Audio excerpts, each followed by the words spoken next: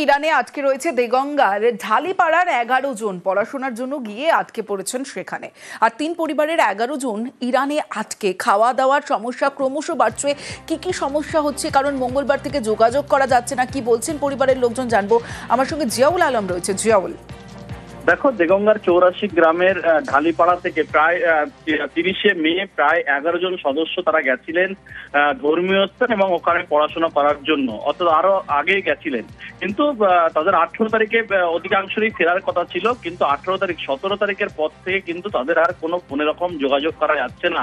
কিন্তু যখন যোগাযোগ করা যাচ্ছিল সেটা তাদের বক্তব্য যে তারা তেহরান থেকে কুচ শহরে সেখানে রয়েছেন, সেখানে মুহুর্মুহু বোমাবর্ষণ মিসাইল ফলে তারা সেখানে ঘুম ছুটেছে এবং পরিবারের সঙ্গেও কোনো রকম যোগাযোগ করতে পারছে না।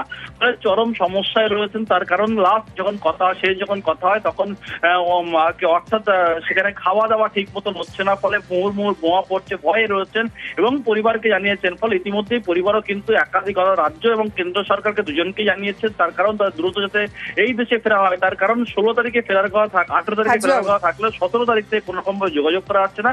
যথেষ্ট উদ্বেগে রয়েছে 11 জনের পরিবারের সদস্যরা। বেশ, বাবা মা যেন তাড়াতাড়ি বাড়ি ফিরে আসে, ওরা অসুস্থ, আমার মা বিরাট অসুস্থ। এমনি শেষ কবে কথা হয়েছিল মার সাথে, বাবার সাথে? কালকে কথা হয়েছিল, তারপরে কোনো কথা হয়নি। ওই ওখানে বোম পড়ছে, গুলি পড়ছে, ওই কথা হয়েছে, তারপরে কোনো কথা হয়নি।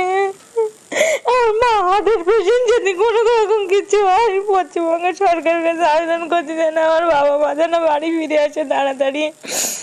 10 থেকে 11 জনের মতো আছে। সবাই কি তীর্থস্থানে গিয়েছে নাকি? তীর্থস্থানে এনারা 5 জন গিয়েছে,